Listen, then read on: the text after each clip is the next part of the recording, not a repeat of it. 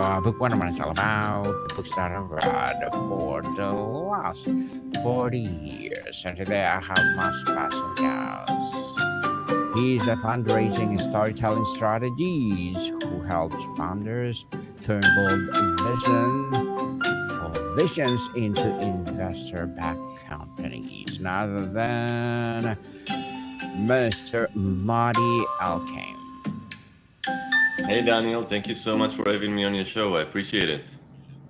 Welcome, Mr. Moti on Book 101 Review. And can you please introduce me more about yourself that I miss?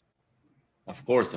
So as you said, I'm a storytelling and fundraising strategist. I'm the founder and chief of brand at my own agency, Atlantic Brands, and we help companies from all verticals with their brand development efforts, whether it is the development of their messaging, storyline, core brand messaging, all the way to striking visual brand identities, where we develop their brand visuals, their colors, the fonts, their logos, their website, and everything they need to have a strong market presence.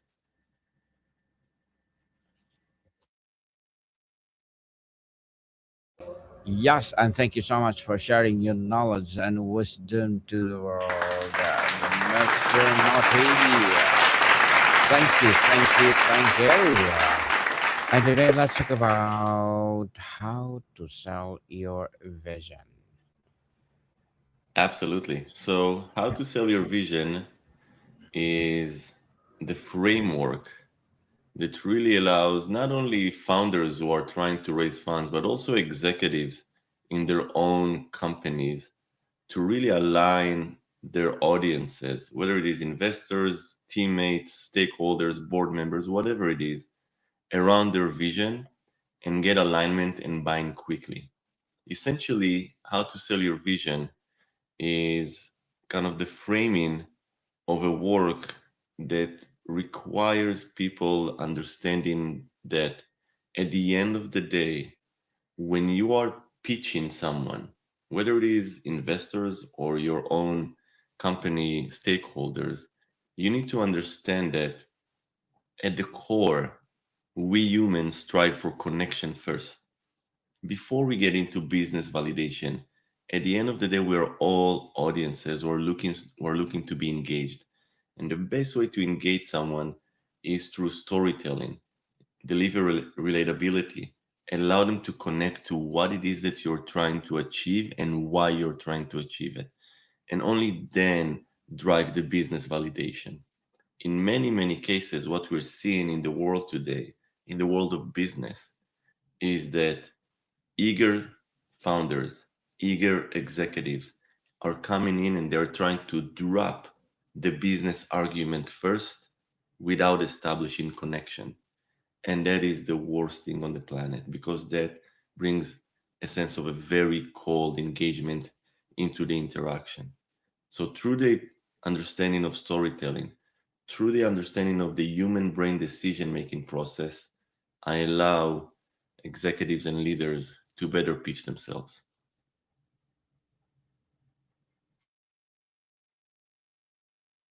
Very well said, Mr. Moti. Very well said indeed. So if I'm an investor and only remembers one sentence from my entire meeting, what I want sentence to be? How how to sell my vision to the investor itself. So, here is this one sentence that I always tell founders: pitch yourself first, the company later. Pitch yourself first, the product later. Pitch you first, and then everything else. Because at the end of the day, investors are investing in founders first, regardless if it's an early stage company or a later stage company. They want to understand who they're getting in bed with. And in a world where technology is so easy to produce now with AI, they're really looking for the right founders that have commerciability. They want to see that you have passion, that you have the true grit in your work to allow and that will make things happen. So again, go for connection first, business validation later, sell you.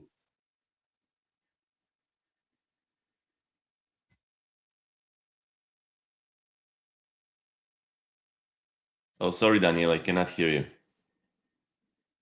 Thank you. If an all investors remembers only one thing about me after our meeting, what do I want to be on? Does my current pitch deliver that? Well, here is the thing that you really need to understand about investors, right? And to all the founders and people who are pitching anywhere, it is very rare that an investor will end the meeting and say, okay, I have an investment for you. That's not how things work. And they don't work like that in boardrooms as well. At the end of the day, you need to think of investors as like resellers. You need to tell a story that they can easily understand and repeat to the other VC partners as they all gather around the table and decide which company to invest in. So the importance of storytelling is critical because at the end of the day, you need your story to be repeated by someone else with as much passion as possible so they can resell you to the partners and then all together decide to invest in you. More importantly, when you're pitching investors, in their minds, they are thinking to themselves, okay, I don't want to just write a check.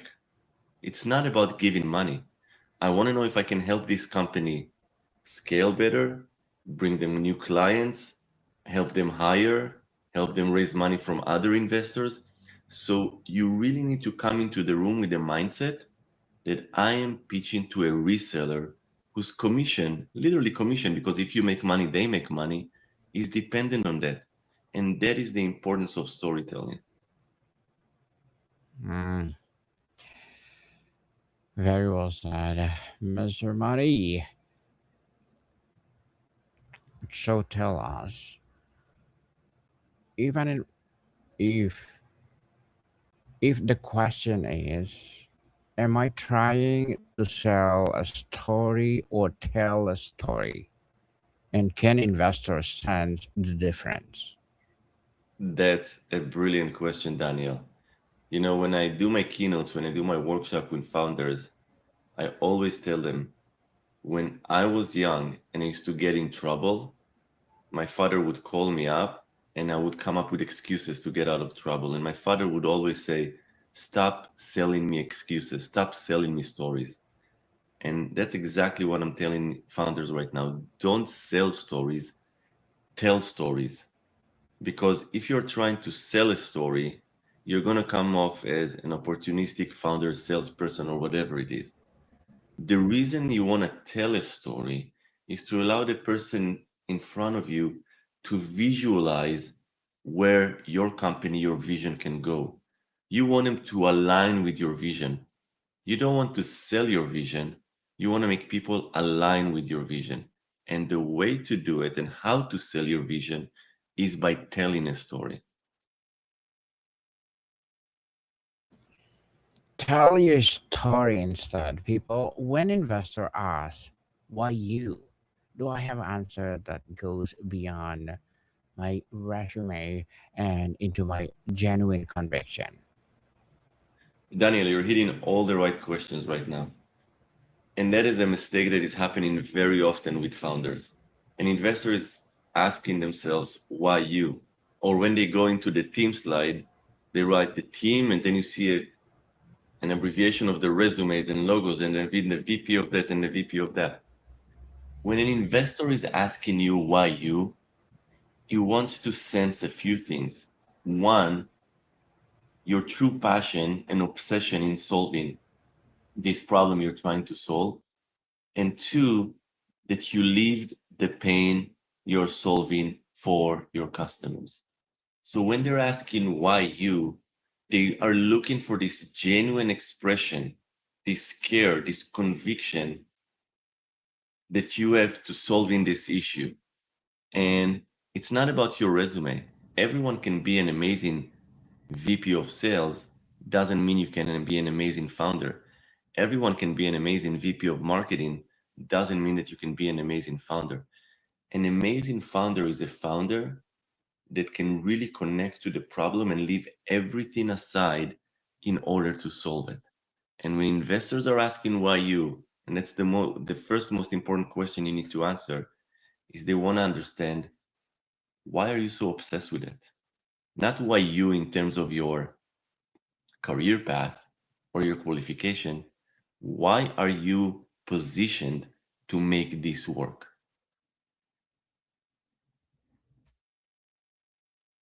Indeed, why me? What are the small wins or small yes moments in my narrative that will hook an investor step by step rather than trying to land a big bang all at once? Yeah, and that's one of the misconceptions that founders that we need to shatter for founders, because you walk into a room with an investor and there is a lot of the line, you're thinking to yourself, I need the money in order to build a company. Without the money, I cannot realize my vision and I won't have any way to progress. It's a lot of pressure on the founder's shoulders. But if you're coming in with the mindset of I need the money and the investor in front of me as the power, then you're destined for failure. There is an equal opportunity at the table. You have something to sell or you have something to offer, and they have the resources to give you to make this a reality. But at the end of the day, everyone is benefiting from this relationship. So, and it's very hard to make this distinction and transitions. But if you're coming into the room with the understanding there is an equal play at the table, they have something to gain out of it, I have something to gain out of it, right? Leave your ego aside, be as modest and humble as you can, but do realize there is an equal opportunity at the table. And the meaning of equal opportunity at the table is partnership. And when you're coming in, you're looking for that partner. You're looking to for someone who can resell your vision. You don't need a check. The last thing you need from an investor is a check. The first thing you need from an investor is a partnership. Mr. Moti, if I remove every slide from my deck that does not absolutely need to be there, what would remain, and is that enough to spark curiosity? So, again, very good question. I always say that, the purpose of the first meeting in investor pitching is obviously to get the second meeting. When it comes to a deck, the purpose of your first slide is for them to go to the second and third slides. If you're not able to convey your story within the first three slides, the rest won't matter. And this is where you need to put your emphasis, because think about it, everyone is coming in with an amazing opportunity, an amazing market size, unbelievable projections. I've never seen a founder that says, you know what, the market size is not so great, our projections are average. No, everyone is trying to optimize the numbers. So the second half of your deck is going to look like everyone else's deck. It's going to look very optimal. Where you catch the attention of the investor is the first three slides. Leave everything out. Work on the first three slides, and if the rest of the deck, I like to make it up to 10 slides, match the first three slides. You have to achieve what I call deck impression, brand impression. Deck impression, first impression. Go for the first three slides because they will decide if they want to even read furthermore.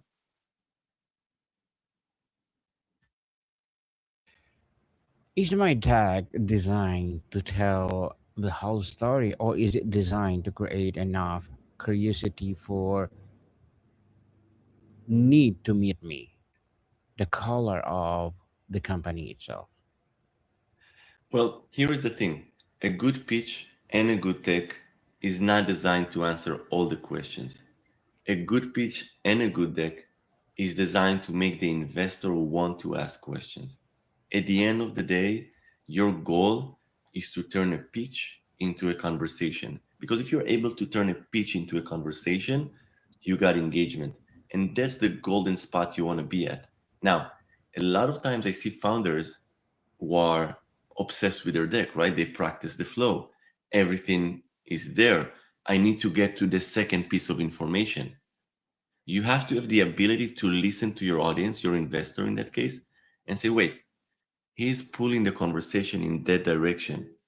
I need to follow and now get all the information I know about myself and my company and gear the conversation that way. If an investor is walking right, don't force them to go left again just because your slides are there. Follow the conversation. It means that there is something in your pitch that trigger them, that allow them to visualize things and direct the conversation in a certain way. Follow that path.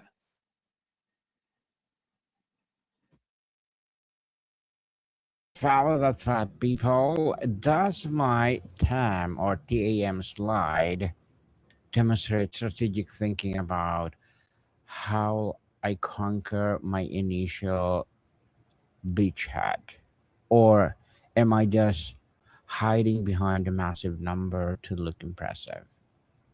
So the time slide is an absolute meaningless slide. I tell all the founders I work with, TAM is dead. Remove the TAM slide for your pitch. And here is why. Let's say you and I, Daniel, are both founders. We're both working in the same space, same product, same category. If we'll do our TAM numbers, we'll both get to absolutely different numbers. Because let's face it, let's be honest, the way we research TAM is that we Google, we chat GPT it, we try to understand the numbers, and we get it all together. If an investor is not interested or was not engaged with your pitch until you got to the TAM slide, no big number slide is going to change it. The TAM slide has one purpose in it, and that is to allow the investors to see how you work your financial storyline.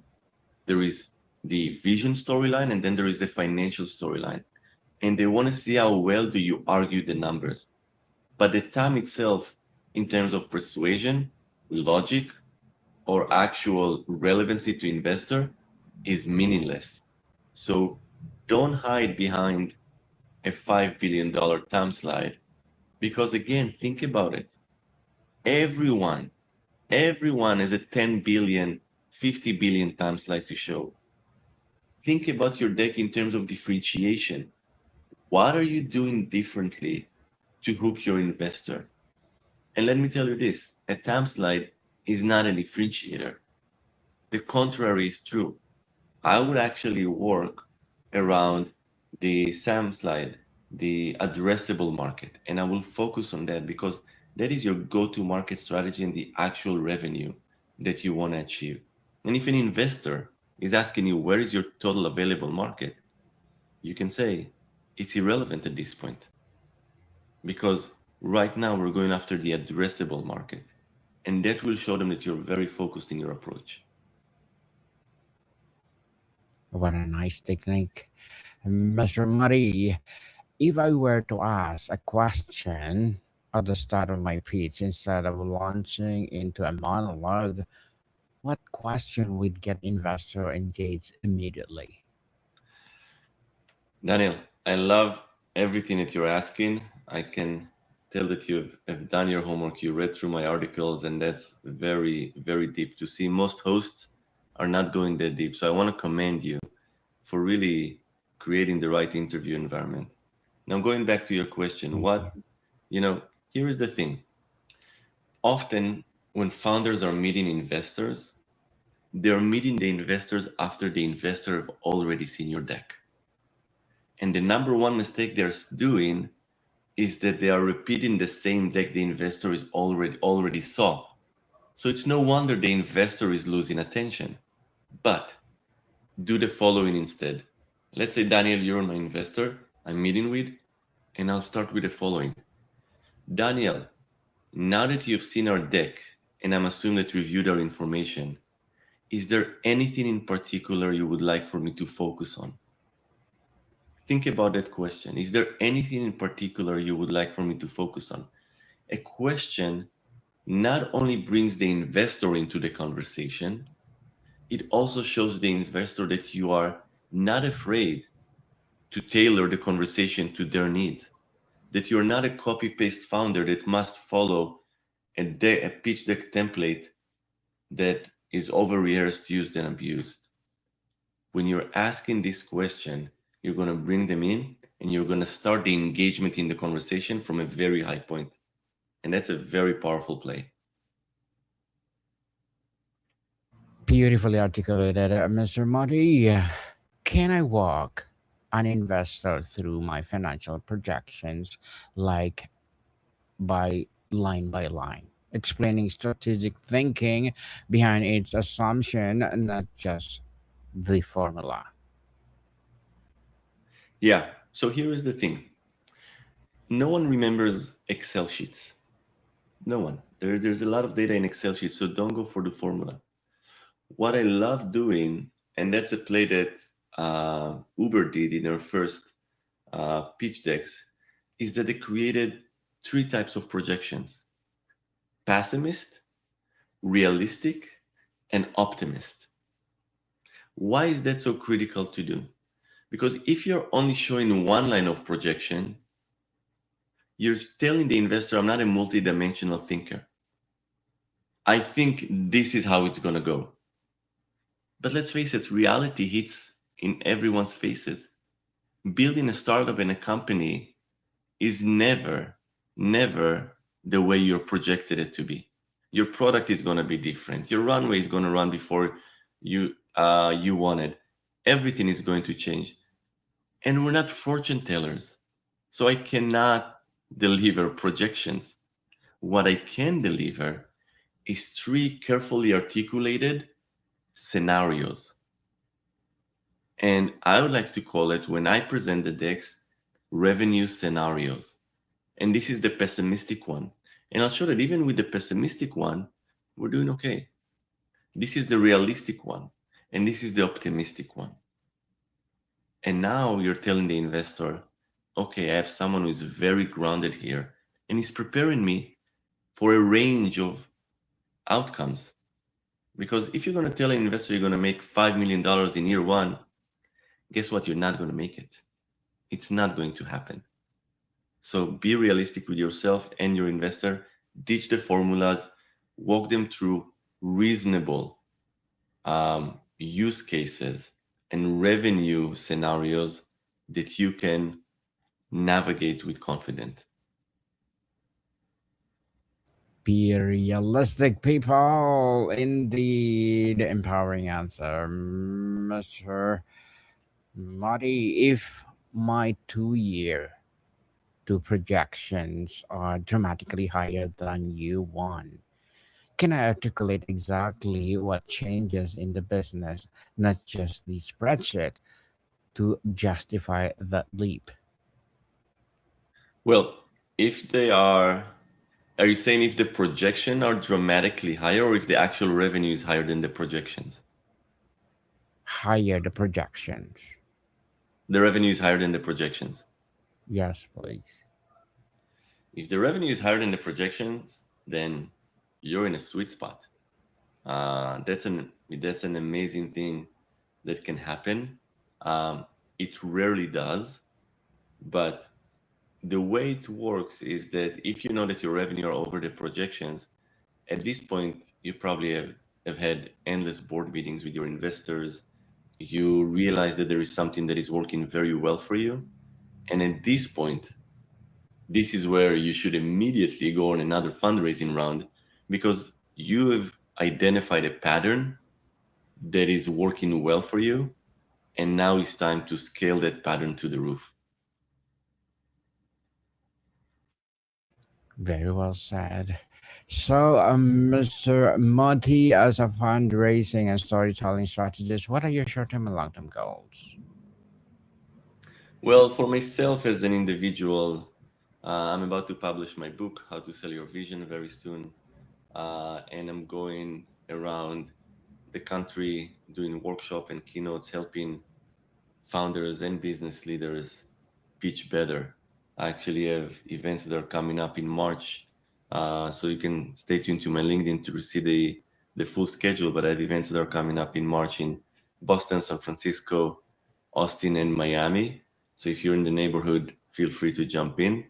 So that is kind of my immediate term, and ultimately, I think that you know this is where I want to focus my career. I don't really think about the longer term. I believe in micro goals, planning for the next year, making sure you achieve them, and then pushing forward.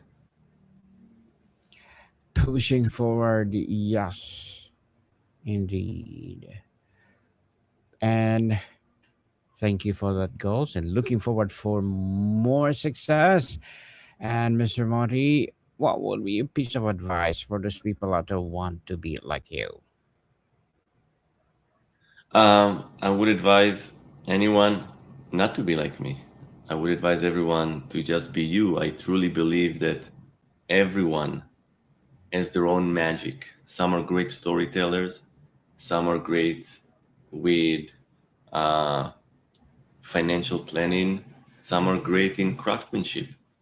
What I would suggest to everyone is understand what your magic is and follow that magic, because this is where you'll find more success.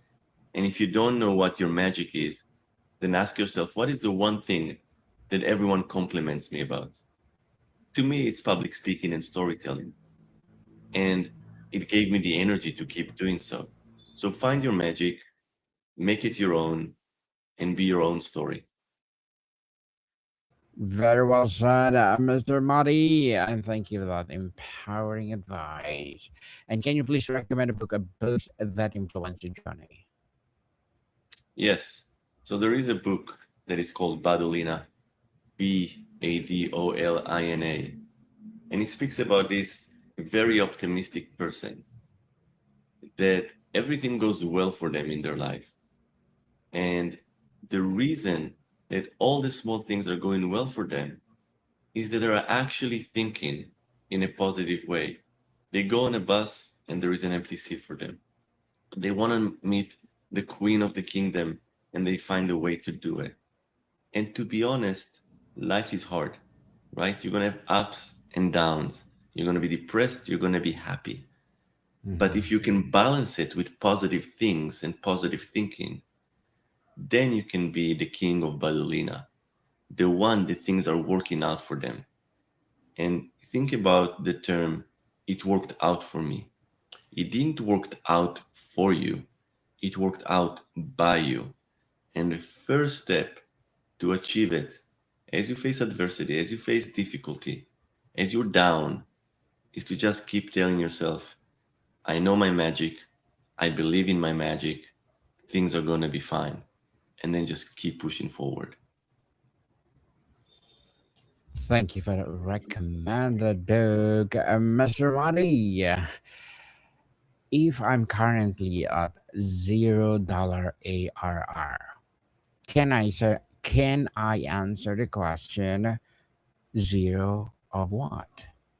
What I what am I on the verge of achieving and how big I can realistically grow? Yeah. So that's another great question. Look, a lot of time when you go into an investor meeting, an investor will ask you, what is your current traction? How much money are you making?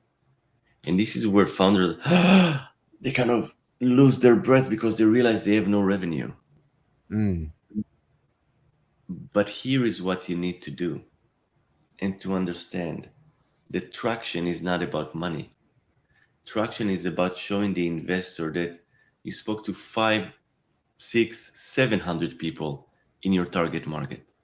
They've all expressed the willingness and the desire for your solution. You even got some commitments in writing.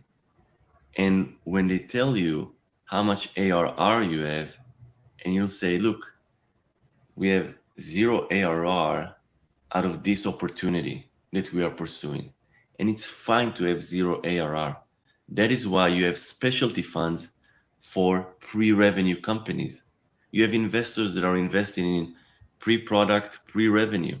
So if you're a zero ARR founder, go for these funds. Don't go for later funds, more mature funds that are looking for millions in ARR, because you're going to feel bad about yourself. Target the right investors that are matching your stage of the company. Hmm. Very well said. Very well said, Mr. Moti. And before we wrap up our discussion for today, I'm inviting you to please do listen to my other podcast, people. My other podcast, because my abstract essay is already in sixth season. Abstract poetry in third season, of course, my book 101 review in sixth season too. A comedy 101 in fourth season, of course, my food 101 in sixth season as well. Geography 101, love letters, a movie 101 review. Music 101 our fifth season, Science 101, Sex 101 and 8, fourth season as well, and my baby podcast, Trivia 101, Motivation 101, Spiritual Awakening 101, Entrepreneurship 101, Law 101, Mental Health Coaching 101, of course, my Bible verses 101. Please listen to them wherever you listen your podcast. So, Mr. Moti, when an investor offers me an intro, do I know exactly when I do how to share my deck, or do I default to sending it immediately? No, don't send it immediately. If an investor created a warm intro, they already told the other person all they need to know about you. Don't share the deck, because everything you can say in person is better than what you can say in the deck. So always go for the real conversation first. A real conversation for sure. So, Mr. Moti, can you please invite our listeners to support your business, your advocacy, or whatever projects that you're doing right now? Yeah, I invite everyone to, first of all, visit my website, atlanticbrands.co, where you have all the updated information as you're seeing here on the screen. And if you want to read more about my methodology, you can just Google Moti Elkaim and Medium. I am Medium's top writer on the topic of fundraising. You'll see a lot of articles. I love to share my knowledge for free. And for those of you who need some in-depth work, don't hesitate to reach out. Indeed, people, let's support Mr. Monty Elkaim, because if you support him for sure, more and more empowering advocacy like this to come. And Mr. Monty, I'm inviting you to please do come over to my entrepreneurship 101, and let's talk about something good. I would love to, Daniel. Yes, and thank you so much for your time. Thank you. Pleasure being here. Modicam people, see you soon.